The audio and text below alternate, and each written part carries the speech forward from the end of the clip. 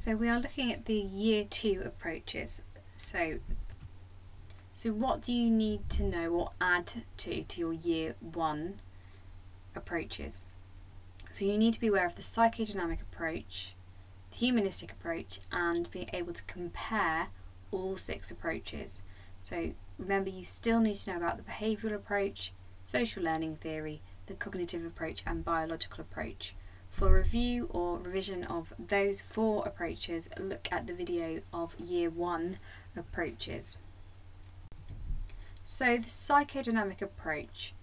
This believes that the unconscious mind shapes our behaviour, so both normal and abnormal behaviour is a result of our unconscious mind. Our instincts and drives motivate our behaviour, and early childhood experiences are very important in shaping and influencing the person that we are. So the unconscious mind. So Freud believes that our mind is divided into 3 parts, and it's linked to the iceberg analogy. So thoughts that we are aware of and thoughts that we are unable to reach. So we have our conscious, so that is anything that we are aware of, our thoughts and feelings.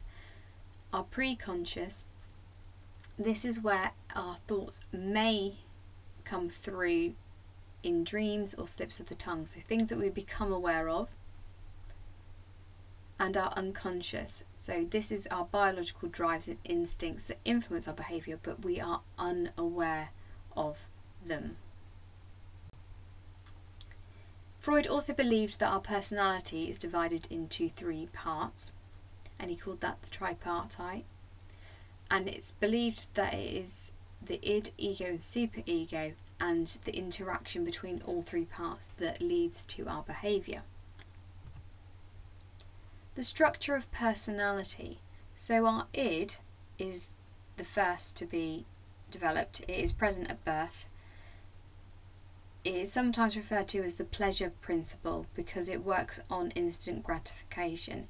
It deals with everything to seek pleasure, so it is very childlike, selfish. It focuses on the self, is primitive, immature, it wants instant gratification. It is all our drives to do with ourself. The ego, sometimes referred to as the reality principle, is a balancing act, so the mediator between the id and the superego. So it works to stop either the id or the superego becoming too dominant. It develops at around the age of 2, so between the ages of about 18 months to 3 years. It prevents the id or superego becoming dominant because if that was to happen, it could affect our behaviour and lead to mental health problems. Finally, the last part of the personality to develop is the superego, and this is based on the morality principle, so it acts as our moral awareness, the sense of what is right or wrong. So it feels guilt and it prevents us behaving in certain ways if it is thought to be wrong. So it's like our moral code, and generally formed at the end of the phallic stage, so generally at the age of 5, but between the ages of 3 to 6 years. Defense mechanisms. So if the ego is overwhelmed, defense mechanisms will be triggered. So these are ways to protect us from anxiety. We can have denial, so we refuse to accept the reliability, we refuse to think that the situation is happening. So for example, if you've got your exams coming up, you're like, oh, they're not that far away, you don't really think about them. Repression is where we unconsciously block our thoughts and impulses, so we don't think about them. And displacement is where we redirect our feelings onto either a person or an object. So if you've got an argument and you're really annoyed with someone and then you slam the door, you have displaced that feeling of annoyance away from the person that you were annoyed at onto the door. So the psychosexual stages of development. To help you remember the order of them, you could remember the acronym or the acrostic of old age pensioners like Guinness. So it goes oral, anal, phallic, latency and genital. So the oral stage of development is between 0 and 8 months. It is referred to as the oral stage of development because that is where the pleasure is generated from the mouth. The child is learning to feed for themselves, so biting, sucking, chewing create sources of pleasure for the infant, and it reduces any tension that they might have. The anal stage of development is between 18 months to 3.5 years. So think about when a child is being potty trained. They realise that they can control when they go to the toilet, so that creates pleasure for them. The phallic stage is between 3.5 years to 6 years generally, and the source of pleasure moves from the anus to the genital area, and boys will go through the Oedipus complex, whereas girls will go through the Electra complex. Latency is when earlier conflicts are repressed. Finally, the last stage is the genital stage, so that's generally from puberty onwards, so sexual desires become conscious alongside the onset of puberty. Now, Freud argued that if traumatic experience happened during one of these stages, a child may become fixated at this stage. So fixation at the oral stage could lead to smoking, biting nails, being overly critical, or being a sarcastic person. The anal stage could lead to 2 types of personality developing. So either it could lead to anally retentive, so the person is a perfectionist, they are quite obsessive, or anally expulsive, so it could be a hoarder, they are thoughtless, they're quite messy. If a person becomes fixated at the phallic stage, they might develop a phallic personality, so narcissistic and reckless. Freud also argued that it could lead to homosexual. Latency, if there's fixated at this stage, is not associated with any psychological problems. During the genital stage, Freud argued that it could lead to difficulty in forming heterosexual relationships. So how can we evaluate the psychodynamic approach? So it does offer treatment, so it's the first to propose that psychological treatments for a disorder such as depression and anxiety. So treatments through dream analysis, hypnosis, projection tests allowed treatment for certain disorders, so it offers real-world applications. And there is supporting evidence that the unconsciousness does motivate our behaviour and that there are defence mechanisms. However, the approach is very gender biased. Freud was ignorant of female sexuality. He based his theories on male sexual development as the norm. So therefore it is beta bias to apply it to females. It's also alpha bias in that it seems that female's personality is failed male sexuality. It's also very culturally biased, so it doesn't have relevance to non-Western cultures. So in China, people avoid discussing thoughts rather than talking about them, so it doesn't necessarily apply to all cultures. And it is deterministic, so it has psychic determinism. So he believed that all behaviour was determined by unconscious conflicts in childhood. The humanistic approach. So the humanistic approach believes that each person is unique and should be treated as an individual. It is believed that people have control, so free will, over their own behaviour, and people should be viewed holistically, so they should be viewed as a whole. So free will. Humanistic theories emphasise that people have full conscious control over their own destiny, so they have free will. It's not saying that there isn't any influence on us at all, so it does recognise that there are biological and environmental societal influences, but humans can make their own personal choice.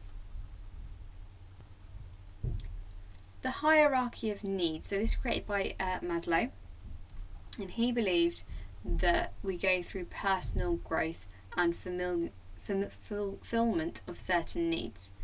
So his hierarchy of needs is represented as a pyramid. At the base of the pyramid you have the most basic needs. They're to do with physiological and safety needs. Then we move up to love and belongingness, then to our esteem needs, and then finally self-actualization. So each level of the pyramid needs to be fulfilled before they can move up. So your psychological needs, physiological needs need to be met before you move on to the safety needs, and then onto loving and belonging. And the highest that we can reach is self-actualization. So that is our growth needs. We've achieved everything at the lower levels. So what is self-actualization? This refers to the innate tendency that each of us has a want to become the best that we can be. We want to achieve our full potential. So as I said, all of the 4 lower levels must have been met in order to achieve self-actualization. And self-actualization is seen as when a person's ideal self is congruent with their real self, and we have become a fully functioning person. So our self is how we see ourselves, and our ideal self is how we want to be, what we aspire to be. And congruence is when our real self and our ideal self match quite well, and therefore we have feelings of self-worth. Incongruence would be when our ideal self and our real self don't match, and that leads to feelings of worthlessness. It is argued that congruence is rare, and people can use defence mechanisms to stop themselves feeling the discomfort of incongruence. Conditions of worth. These are requirements that we think significant others expect us to meet in order to be seen positively by them. So that's the idea that we think that our parents and friends want us to behave in a certain way in order for them to see us in a positive light. And Rogers claims that failure to meet the conditions of worth results in incongruence and lower self-worth. So if we feel that we have failed to meet this criteria, we will feel worthless, and we will feel that our ideal self and our real self don't match. So counselling is an important factor of the humanistic approach, and it believes that you should have a client-centred therapy, and the therapist should treat the client with genuineness, empathy, and an unconditional positive regard. So the aim of the counselling sessions are to increase the feelings of self-worth and reduce any incongruence between their self-concept, their ideal self, and their real self, and to support the person to become a fully functioning person and to achieve self-actualization. So let's look at the evaluation. There is supporting evidence. So teenagers who feel they meet certain conditions in order to gain their parents' approval were more likely to develop depression and lose touch with their self. So this supports the idea of conditions of worth, and if we don't feel that we meet these conditions of worth, we develop a low self-worth, low self-esteem. There are real-world applications, so it's led to the development of counselling, which is effective. So Sexton and Whiston found that counselling was successful for certain people. However, there are some weaknesses of the approach. So the hierarchy of needs doesn't seem to be universal and seems to have cultural bias. So Europeans and Americans focus more on personal identity in defining their self-concept, whereas Chinese, Japanese and Koreans define self-concepts in more terms of social relationships. So it's that distinction between individualistic and collectivist cultures. So it doesn't offer that universality. Some argue that it's unrealistic. So it doesn't adequately acknowledge negative behaviour. So encouraging people to focus on self-development rather than the situation may be unrealistic or inappropriate. Also, it's really difficult to test scientifically because they reject the scientific method. They use a lot of non-experimental methods, which makes it impossible to verify the results of counselling. You also need to be able to compare the approaches. So you could have an essay question on compare and contrast certain approaches. So use the acronym SARDINE to help you state any similarities or differences between the approaches, and remember to use connectives and signpost your sentences. So one similarity between, or a contrasting point between, they differ in terms of. So think about asking yourself these sorts of questions. So are the approaches scientific? Are there any application of the approach? Is it reductionist or holistic? Is it deterministic or free will? Are there any, does it take an idiographic viewpoint or a nomothetic group viewpoint? Is it on the nature or nurture side of the debate? And do they have any extrapolations of animal research? So think about scientific, non-scientific. So the biological approach is the most scientific because it uses lab studies and scanning techniques. Whereas the humanistic approach is the least scientific. It completely rejects and argues against the scientific methods for studying human behaviour. Cognitive approach is kind of in the middle, but because the mental processes have to be inferred, it may lack some objectivity. So holistic and reductionism. Humanistic is the only approach that is truly holistic. It says that the person should be viewed as a whole, whereas biological and cognitive are quite reductionist. So the biological has biological reductionism, reduces behaviour down to a physiological component, so genetic or biochemical cause. The cognitive has experimental reductionism, so experiments are carefully controlled to isolate one variable. Psychodynamic is not fully reductionist because it does take into account childhood and our biological drives. In terms of free will and determinism, humanistic is the only one that advocates that we have free will. Cognitive and learning approach are kind of in the middle, whereas biological and psychodynamic are strongly deterministic. So biological determinism believes that all behaviour is generated from a biological internal factor, whereas psychodynamic determinism says that all behaviour is a result of our thoughts, our instincts and our unconscious mind. Nature-nurture then. The biological approach is on the nature side, so it's down to our genetic makeup, whereas humanistic and learning approach is on the nurture side. Okay, you should have a copy of all of these continuums, but if not, then let me know. Okay, so if we have a look at the SARDINE then, this is a brief overview of the points you could make about each approach. So behavioural approach is very scientific. There are applications because it believes if we have learnt abnormal behaviour we can unlearn it, so systematic desensitisation and flooding. It has experimental reductionism. It's deterministic because it's reduced down to stimulus and response. It takes a nomothetic approach, so it generally tries to aim to create a general law. It's on the nature side of the nature-nurture debate. It's on the nurture side of the nature-nurture debate, and it uses animals, so therefore we have to be cautious of extrapolation. Social learning theory investigates, can be replicated, uses a scientific method, can be used to explain aggression, and can be used to explain like eating disorders. It is less reductionist than biological, but it's still considered to be quite reductionist. It argues that we don't have that much free choice or free will.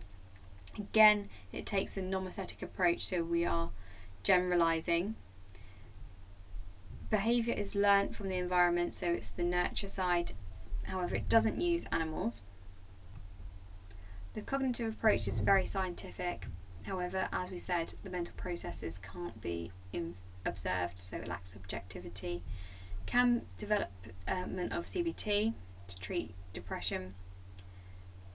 It's experimental reductionism. It's quite deterministic, nomothetic approach. It accepts both sides of the nature-nurture debate, and the use of animal research is not appropriate. Animals can't communicate in human language, and it's difficult to be certain what they are thinking. The biological approach is very scientific. Results can be replicated. There are applications, so depression, anti-anxiety drugs, antipsychotics for schizophrenia. It's biologically reductionist. It's strongly deterministic. Again, it is the nomothetic side, so creates these general theories and applies them to all humans. It is on the nature side of the nature-nurture debate, so it's our innate, we are born a certain way. And animal research is widely used, and it is seen that human physiology is similar to animals. Psychodynamic, limited scientific application, generally the use of case studies. It's very subjective. It has applications, so first talking therapy. Believes that all elements of individual's behaviour should be taken into account, so therefore it's not reductionist. Core assumption is that it is our unconscious mind, so it's strongly deterministic. It has elements of both idiographic and nomothetic, so it tends to fall in the middle, but it does focus on an individual, so the use of case studies, but it does try to generalise by creating the psychodynamic stages. Argues that we have innate drives, so nature, but it does acknowledge that we have childhood experiences that influence us, so the nurture, so it's in the middle. It doesn't use animal research, so it focuses on humans. Humanistic, completely against the scientific method, so very unscientific. It has led to counselling, so it has positive applications. It is not reductionist, so it focuses on the whole. It disregards determinism, so it says that we have free will. It focuses completely on an individual, so it is the idiographic. Does not try to generalise from one individual to another, sees us all as unique. It doesn't believe the debate of the nature-nurture is valid at all, so it argues that the debate tries to make a generalisation to a large number of people. So humanistic is interactionist in terms of nature-nurture. Also, animal research is not used. So this is just to try and help you think about ways in which some of the approaches are similar and different. Now in the exam you might be given 2 approaches to specifically talk about, so outline and evaluate, or compare and contrast the psychodynamic and humanistic approach. So now, not all of these you are going to need to mention, but think about which ones you can expand on and successfully say ways in which they are similar and ways in which they are different. Or you might be given outline the cognitive approach, so you know you have to do your AO1 of the cognitive approach and compare to the psychodynamic approach, so you might have to be specific in how you compare it. Or you might go outline and evaluate the cognitive approach and compare to one other approach, and then the choice is yours in how you are going to compare it to one of the other approaches.